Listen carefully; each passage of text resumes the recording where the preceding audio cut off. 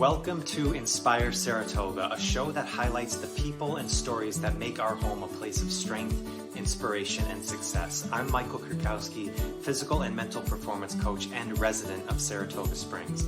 And in this show, my mission is to connect with the great people who also call this place home, hear about their work and what they do for this town, and share their insights and experiences in health, wealth, and happiness for you, my neighbors. Thank you for joining me wherever you are in town.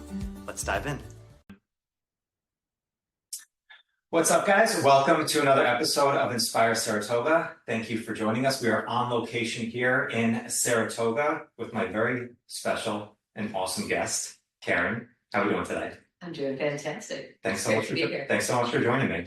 So we've got a chance to chat a couple different times, got to hear your work that you do with life coaching, immediate connection right off the bat. I love the work that you do. And what I really want to do is just find out more about your journey, about the people that you help, about what you've done in your practice, how you got there. We'll just have a good time. Yeah, we did have a good connection right away. Yeah, no doubt. He's a good guy. So to start with, so how long have you lived in Saratoga? So I have lived in Saratoga since I was 18. So I grew up just north of here, about 11 miles outside of Saratoga. Mm-hmm. And I begged my parents to move to Saratoga since I was a little kid. Okay. So as soon as I turned old enough, mm-hmm. I think I was just 19 and I moved to Saratoga. So I've been here since, for most of my life. Okay. And there was a stint when my lovely husband and myself moved a lot, but we would always come back. We'd move, we'd come back here, we'd move, we'd come back here. And I'm like, I'm done moving around the country. Here we are. What was the inspiration around 19 that you wanted to move to Saratoga? What was it that drew you? I think as a kid, I saw all the cool stuff that was happening in Saratoga.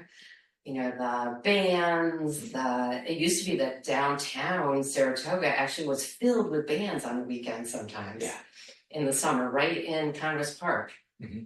And they were just, it was the 70s. We were, 60s and 70s. We were free people and, and then I did some babysitting down here as a kid and I got to, be on the sidewalks a little bit. I think I like sidewalks and having the freedom to move about without having to get in my car and go everywhere. Okay. It's crazy, right? But is there a favorite thing that you have about Saratoga? Maybe something that a lot of people don't know about that if they ask what it's about, like this is something that you think is really special to this area. Yeah.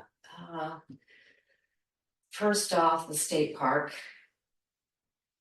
The mineral baths there are amazing. There's nowhere like the state park. There's nowhere like it. Yeah. And I think there are like one or two other mineral waters like we have here in the whole world. Mm-hmm. There are only a couple. So just that in itself is enough, right? Having SPAC here obviously is amazing. I love all the architecture. So when I walk around on the sidewalks, as I said, in the different neighborhoods, I get to see all the interesting architecture and, the Victorian houses and then the more modern houses. And I don't know, I just like the uniqueness of Saratoga. And then of course, having a downtown. Yeah. All the different places that we lived, my partner and I, we never came across another Saratoga, no downtown like it. So I think that's part of what draws me here. Yeah. Yeah. See, I remember growing up, we knew SPAC. Yeah. Growing up around Schenectady and Niskuna area. Yep. It's we just thought SPAC was the park. Right. Then we actually got here, there's a whole shitload of stuff that's all around in this park that's going on here. And I've equated it to, I had family in Newport, Rhode Island. And if you've ever been there, there's a quaintness to it, but this combination of old and new that I always thought that Saratoga had a little bit more powerful. And what you said there, that downtown type aspect, but then there's also the countryside. There is that weird blend of it that it's not around as often as you would think in a lot of different areas. And the hiking. Yeah. Hiking is everywhere. I don't know. I just feel like you can get to so many things here. and so many unique, beautiful experiences. So yeah, sounds like we're on the same page. Yeah. All right, so I want to talk to you about coaching. Okay. Now you're in coaching, you founder of Ruby Red Road. Okay. Yes. Now there's a tagline that you have there that says the easy way home. Okay. Yeah. What does that mean? So at one point in my life, I think I was in my 30s, I was going to some meetings for Al-Anon and ACOA, Adult Children of Alcoholics, and stuff like that. And I was going to meetings. And at the very last meeting, and this is in The Wizard of Oz, the movie The Wizard of Oz, at the very last meeting for this, group program that I was in, the facilitator said, someday you're going to realize that you had the power all along. And since I had watched The Wizard of Oz so many times already, it really resonated really deeply with me. And so when we were thinking about, I was working with an organization that used archetypes for branding. Mm-hmm. That's how we came up with Ruby Red Road and, the easy way home. And I just always felt like Dorothy was trying to find her way home. Mm-hmm. And she met the Scarecrow. And, all of these, even the monkeys and, the Tin Man and the lion along the way. And who she was really meeting was herself. Mm-hmm. And each step of the way she claimed a part of herself. And I just love that about the movie. Wow, I've never really thought of it that way. Right? Because who would except my little, mind. Introspective mind. Ridiculously introspective mind. And so I just thought about the power of that. Yeah. And the easy way home would be to know that you're going to meet yourself. Yeah.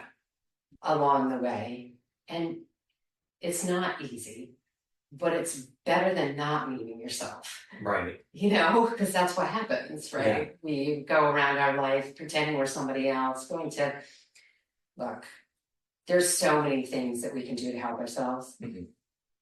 Therapy and coaching and this and that. The reason I'm so passionate about coaching and the easy way home is because it's all encompassing. Right. It's not just like there's, other types of things have restrictions. Mm-hmm. As a coach, we can ask the hard question. We can go deep. We don't have to stay there, mm-hmm. but we have to visit sometimes, right? Yes. It's interesting because, if you go back to that frame of Wizard of Oz, yes. right? She was always home. Right. But you still had to take the journey in order to figure it out. Yes.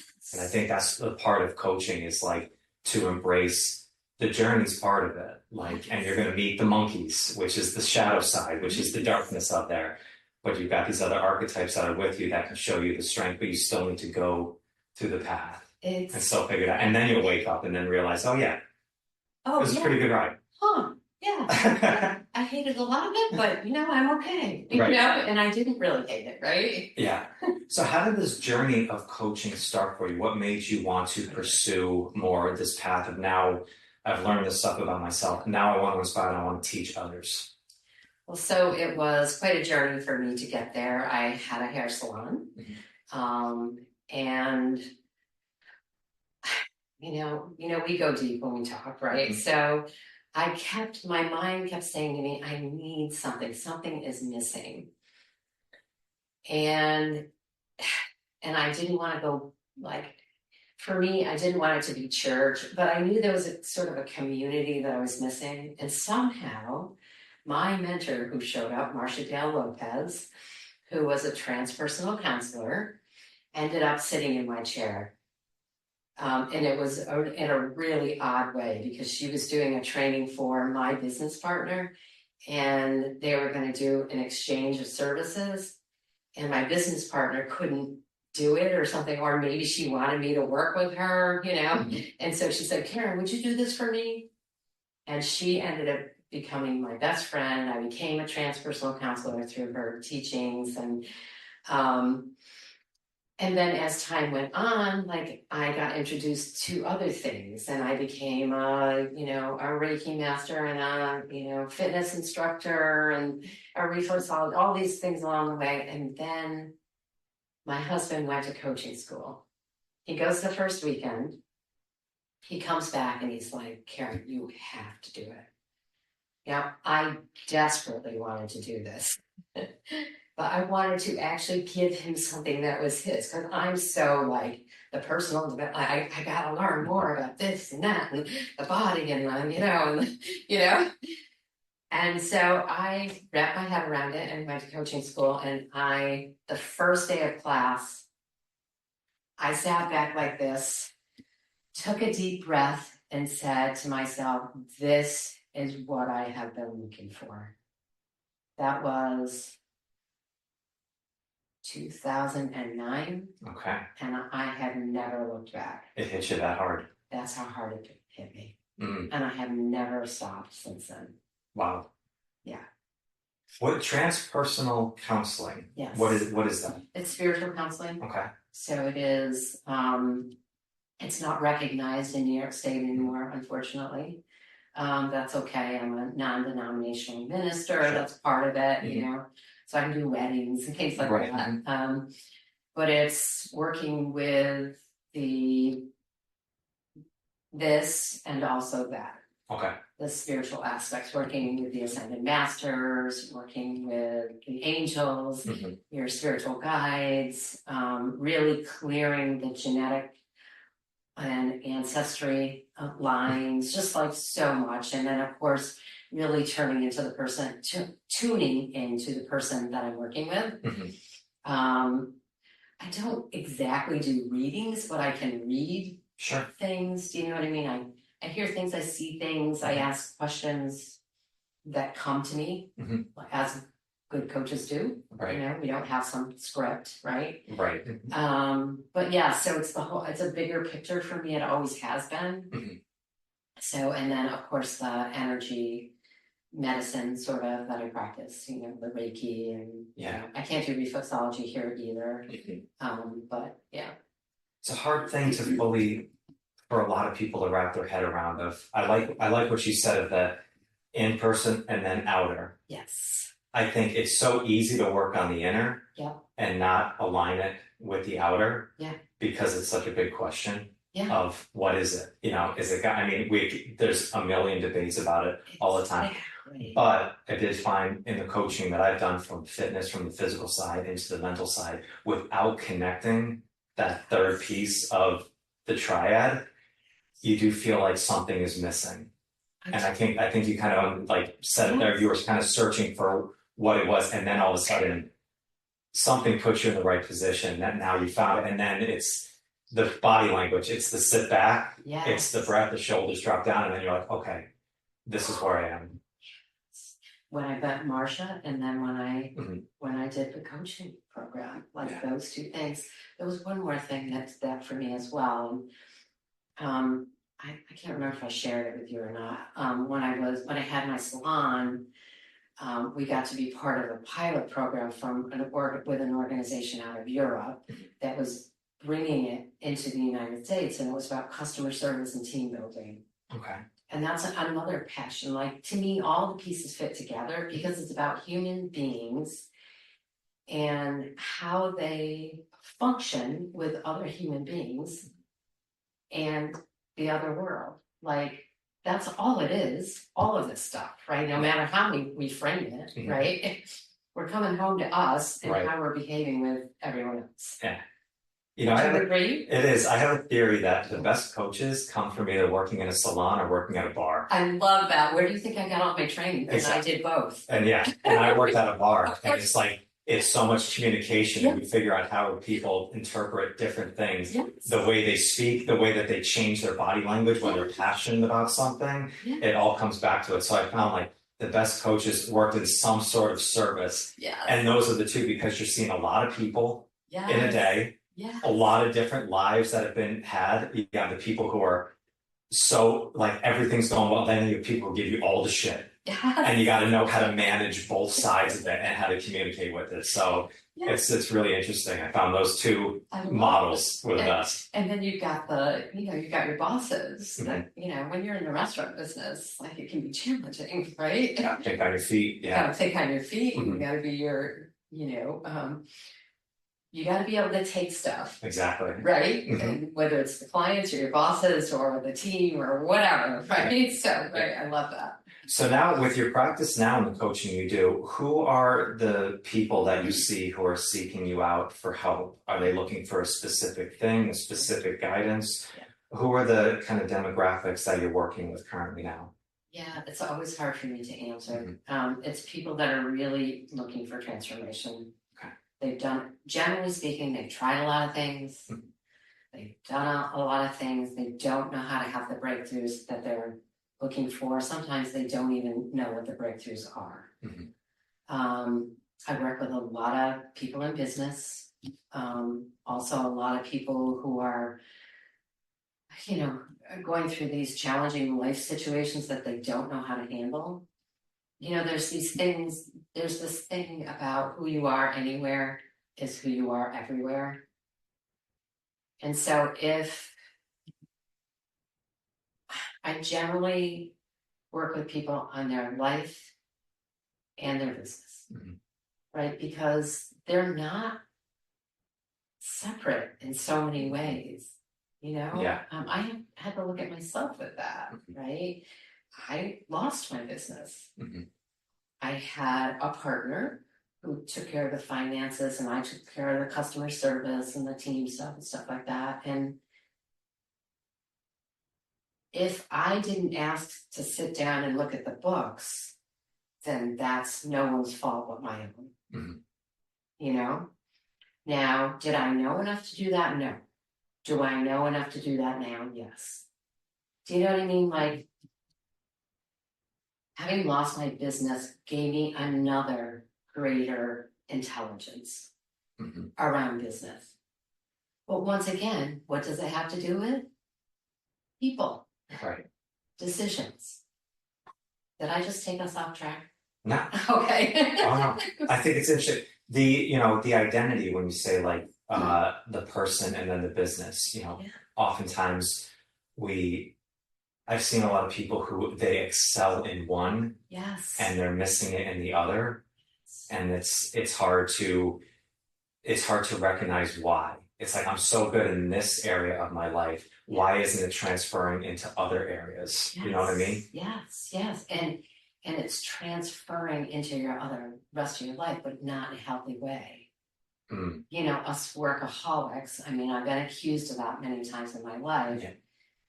Because I was driven from the time I was 14. I wanted to teach. I wanted to do we had the monkey bars and stuff like that. I wanted to teach us how to do it and create I was just always focused on forward movement. And when I had my salon, if you're with, if your partner is someone who has a regular job, it's very hard to understand what it's like to have your own business because it's very different. There are extra things that come into play and that have to be taken care of. And it doesn't always go that I can get out at 5. If you work for an organization, or at least in the past, I think it's less like that now. Right. You used to get out at a regular time every day. There was consistency. So oftentimes when it comes to the harder parts of being in a business or a life, they're actually interplaying with each other without us knowing it. And it comes up as a pattern in the next relationship and in the next relationship and in the next one. But it's not obvious. Right. And it comes from, at least in my experience, comes from what we've been taught. Right. Previous experiences. Previous experience. Yeah. Right. Or an escape pattern. Right.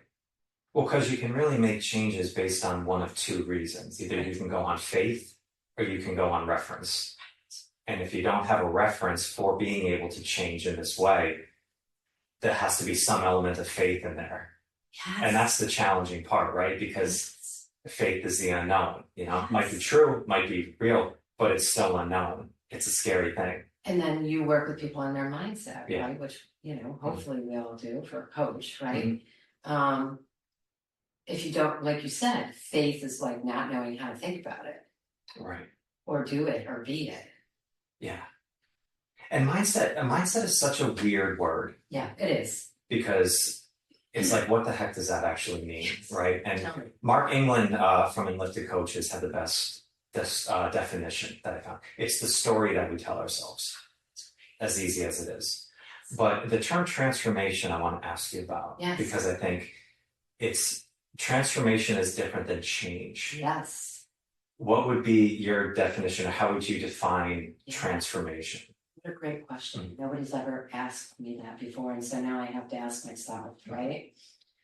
Because I've gone through so much in my own personal life, transformation to me, it's so all-encompassing because it's literally a transformation of 4 aspects.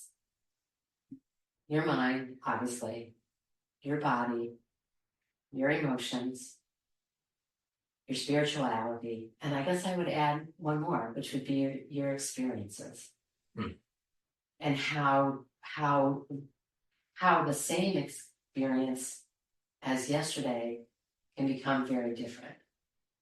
I look at it as your molecules and your atoms. That's actually how I look at transformation. Okay. Because I see people's molecules moving around, shifting, going deep into layers, deep into the layers, becoming aware of the patterns that you have, becoming aware of how you think, having feelings without having to fix them. It's one of the hardest things. That's one of the most important things, and one of the hardest things we'll ever do. Because this triggers this triggers that. It's such habits, like, I think I told you, like sometimes I had a trauma when I was 16 in my kitchen in my house. And it had to do with, and there were a few traumas that happened in the kitchen, same kitchen. It was a little tiny kitchen the size of this couch. Yeah. It was like, and I would walk into the kitchen sometimes, still, no matter where I lived, and have a mini panic attack. I feel like we have mini panic attacks that we don't know about. Sure. Based on history. We don't know what it is. Yeah, it's imprints. Right, it's imprints, right? So whatever your mini panic attack about is, or your, thought that you just can't get out of your head, or that experience, or the, how you have to have a drink because that's the only thing that makes you feel that, whatever it is, doesn't matter, right? If you can learn how to have the capacity in your body to feel a feeling without having to fix it, then you can move forward. And what that looks like is sort of, I walk into, let's say I'm having that, or more importantly, somebody has triggered me. And let's say my husband and I are having a conversation, and I feel this feeling in my body. Sure. And I feel some sort of thought, or maybe anger or something, or defensiveness. Defensiveness was my, go-to. And if I feel that coming, I can just feel it and just let it be there. And it starts to understand that I'm safe. There's nothing bad happening here. You don't have to get defensive or protect your thoughts or fight. There's nothing happening here. Right. And it's the truth. So did I actually over answer your question? No, it's beautiful, because I think, I think that's where meditation, I think, is the biggest benefit for anybody that comes in. And it's not, I've had a love-hate relationship with meditation in many different ways, because I think one of the best ways to actually get the benefits of meditation is through the body, going for a walk, getting an exercise. If you're not doing that already, use the body to flow downstream into the mind. Yes. But what meditation does allow you to do is sit in those feels without having to solve them. Yes. Because you realize it's just like a craving, Yes. right? If a craving comes, it's going to last 5 to 7 minutes. If you just wait it out, it's probably going to go away. But our brain doesn't fight for change; it fights for what it knows, and it wants to tweak that as immediately. If it feels like something's off, it's immediately trying to find that loop to close as quick as possible.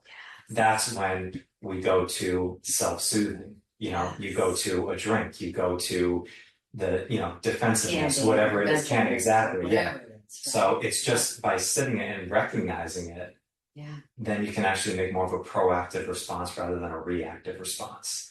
Yes. And it's a weird thing when you get into it, right? Like as soon as you get it and you start practicing that, Yes. I think that's the most powerful. And that's when you talk about transformation, I think, change happens first. Transformation happens when you can't go back. It's like the caterpillar from the butterfly. The butterfly can't go back to being a caterpillar no matter how much that you want to do. And that's where I see this a lot in the fitness world is we see these 6-week transformations. So it's not a transformation, that's a change. Right. Good for you. You made a change. But transformation means you can't go back. That takes time. That takes specific practice and it takes it over and over again. Yeah. And that's where I think we're in a beautiful way of making change in our status or in how we feel. Transformation is something very different. Yes. You know what I mean? I totally agree. I love the way you said that. Yeah. Do you have a specific transformation that comes to you that was that transformative? Like when Marcia sat in my chair, my transpersonal counseling teacher, mentor, friend. I couldn't go. There was nowhere to go back to. Sure. Right. I'll give one so when in 2010 was when I went to my first certification for hardstyle kettlebell training. Okay. It's kind of a weird example of it, but I like it. Started my career in personal training in 2008 and then went into generalized work for a couple of years. And I found this tool and I found Pavel Tatsulin and Brett Jones and my teachers that I've worked with now for years and years. Yeah. And there was something different about this system. And it was the certification. I've been to certifications before and workshops and stuff like that. And they're all fun. You can always learn something. But when I went into this particular system and went for this weekend and saw how the instructors there, the way they walked, the way they just carried themselves felt different. It was like something like they were part of like a movement. It was a different type of tribal type feeling. And I trained for that. And once I passed that, I knew that I wasn't going back to another style of generalized training. I was into this system now, and I was going to learn everything to master this type of system. And I've worked in other areas of things before, but that's always been it's flowed into the way I think about pursuing different things, the way the details of things matter, the small things matter just as much as the big things, even if nobody's looking. Like I know if I'm practicing my movement and I'm by myself, nobody's going to know whether I really takes time to set myself up for this next lift or not, but I'll know. Yeah. And I think that's something, different with mindset. So that's when I talk about mindset with people, it's more about what are the standards that you hold yourself to, not the expectations that you have for what's going to happen. I love that. Does that make sense? Yes, totally. Yeah. Like I would call it, what are your intentions instead of what are your goals? Yeah. I know goals are important, but I feel like sometimes we can get so trapped in like making ourselves wrong then. You know what I mean? Yeah, well, a goal comes with an expectation, right? Exactly. And I think with goals, you can say a goal and then immediately go into an action step, but if you don't actually understand why it is, Tony Robbins had the best line of a goal, I thought, which is the purpose of a goal is not to achieve it, it's what you become to get it. I love that. I have to write that one down. I'll watch this number. That's a perfect right there. So, but I want to ask you, I love, you've said this a couple different times when I heard you speak, is you've had the power all along, right? It's a beautiful statement. And I think it gives you the good feels, but practically, how do we bring that about to know that about ourselves? Like, what are the steps that you take with people of getting them to understand this and really start bringing this into their lives? So the most important part is to start to get to know yourself, which I have a few tools that I use. One is archetypes. Okay. That when I took my first archetype assessment, which was, I don't know, 2011, I think it was. And I thought it basically gave me permission to be me. Because it showed me what I knew, but was, I don't know, it didn't fit in necessarily. Like, magician is always my top archetype. Maybe that's not the right word to use because magician feels like something physical. But you can see how I'm so connected to this world and the outer world, right? And so it gave me permission to be that, to own it, to speak from that, because it's about authentically being you, like being courageous enough to be you, I can be too much sometimes. You've seen me, like I can talk like 6,000. I'm there with you. Not always, but sometimes it's like, man, and if I get on something I feel passionate about, God help you. Yep. No doubt. I'm right there with you. Yeah. I'm the tough guest at the party. So, yeah. Right. And Jester is one of my main archetypes, right? It always comes out as third, right? And so I like to have fun. Now I have to also I over the years, maybe I've suppressed that because it's too much, or I'm too silly. Sure. I can remember being in a restaurant when I was about 25 or 26 or something like that, having a lunch, and I was just being myself, like smiling at everybody, and hey, how's your day going? And I was by myself for some weird reason. I never did that then. And somebody walked up to me and they said, "What are you so happy about?" And when things like that happen to us, what happens? Shut down. Yeah. Right? Oh, that's wrong. I shouldn't have done that. Okay. So, we get a concept in our head, and how that brings us back to your question, which is about having the power all along. The power comes from accepting who we are, like knowing who we are, accepting that, embracing it. Like warts and all. Like when I was a kid, I drove people crazy. I would sit on everybody's lap, make them laugh, kiss them, love them up. They called me soft sober because I just couldn't stop myself. That's great. But that gets suppressed over the years because we have to conform. We go to school. We have to behave in certain ways, and to collect all that back and see what it means for us. Because if it's still showing up in your archetype assessment, guess what? It's still who you are. Yeah. I like the archetype. We've done the archetype. I've done it with you. And I think the most powerful thing is just to give something like a name so you can see it a little bit more on there. It makes it a little bit more real instead of, because a lot of this stuff is so ethereal. It's like in the midst, and it's like we can't fully grab it and pull it down and recognize it. And when we don't recognize something, it's like it's the unknown. We're scared of that. So it's like, am I the jester? Like all that type of work. And I think it's the power of it too is when you do have that full ability to be who you are. Right. Goofy, fun-loving, serious, passionate, like whatever it is. That's actually the only way you can fully be in the present moment. I love that. Yeah, because I remember Bishop Barron had a great thing about his definition of humility is a dog chasing a tennis ball on the beach. and he saw this dog, and he jumps into the waves because his owner threw a tennis ball, and he just comes out, and the tennis ball's half hanging out of his mouth, and like his whiskers are just fully drenched down. He's just looking around, and and he looks like a goofball. I love that. He doesn't give a shit. He's just so in the present moment of being happy and joyous. Where what does the average person do? They would, make themselves look proper. We don't want to we primp and prop ourselves up in the right way to do it. But the best way to be completely humble in that is just being the 100% present moment. And it's hard to come to that sometimes. Like, I think COVID, that experience, I know we're still having some experiences, but I don't know about anybody else, so I kind of forgot how to dress.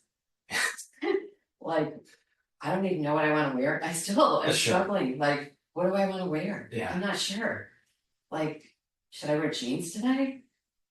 Holy ones at that? Well, I paid for them that way, but it's like, and then I get up and I say, I'm just gonna be myself. Yeah. And whatever I feel comfortable in today is what I'm gonna wear. Yeah. So the other parts about I loved what you just said, is for me, part of you've had the power all along is to get to the depth of those parts that changed you. How can I say this? So when I do my workshops and stuff like that, I'm doing the Kintsugi yoga. I like that. So I get people in their bodies, right, by doing some yoga. And then we do some deep works. But the deep work, the outcome is, what's the gold in that? Mm-hmm. What's the power in that? What did that experience give you that you don't know that you gained? Like, as you know, I'm introspective. Started very young, like 3 years old is when I started being introspective. And it just kept going, the introspection. And if over the years, like the experiences, I'd say, oh, and that showed me this, like losing my business. It showed me like I'm responsible for not having wanted to understand. I wanted to pass that off, the financial card. Or, I'm doing this, so I'm really good at this, I'm great at this. And, you're doing that, so you do that. And never asking the question. But that makes me a better coach, a better person. Love it. Yeah. It's powerful. Yeah. So, all right, I've got some rapid fires that I want to throw at you here. Okay. This has been a blast. All right. Okay. So, go to a movie that you can watch over and over again. So many. Notting Hill. Okay. Love that movie. And a million other ones. Okay. Right. What's your favorite meal to celebrate an awesome experience? Gluten-free, fabulous Udi's pizza. Okay. Pepperoni pizza. Sweet or savory? Healthy sweet. Healthy sweet. Yeah. What's a healthy sweet? What's your favorite? Sweetened with coconut sugar. Okay. Really going off the reservation. I like it. Window or aisle seat? Window. Window, okay. Always. I'll see, I'm an aisle. Back to the wall. Oh yeah, no, I want to get out there quick. I love that. If you didn't live in Saratoga, where would you want to live? So there's a couple places. Carmel, California. Okay. Love it there. Manhattan Beach, California. Okay, West Coast. West Coast. Okay. We've lived on the West Coast a lot. I like it. Okay. What's a book that you've recommended more than once? The 4 Agreements, thousands of times. Don Miguel Ruiz. You got it. Yeah, I've read it a couple times. And the 5th Agreement, which comes after that. I read that one too. Yep. He read another book that I read. I can't think of it right now. I'll give it to you afterwards. It's a bigger book. So many. Yeah, I think it's Toltec something. I'll think of it. Okay. So, morning person or night owl? I'm a day person. Okay, day walker. Right. Favorite quote that really hits you hard?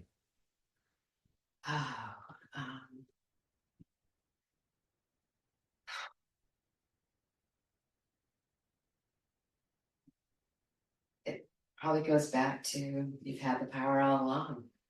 I'll take it. Yeah. I wish I could think of that other one. Last one. Who inspires you the most in your life right now? Okay. There's so many teachers out there. I know this is rapid fire, but honestly, my husband is my best inspiration. He has taught me so much in the time we've been together as how to be a human, how to be a man, what a great man is, and how I can be a better human. I love it. Yeah. And all right, Karen, where can people find your work, or where can they check out more of what you're doing? Yeah, so rubyredroad.com. You can check me out there. I have a little bit on Instagram, same,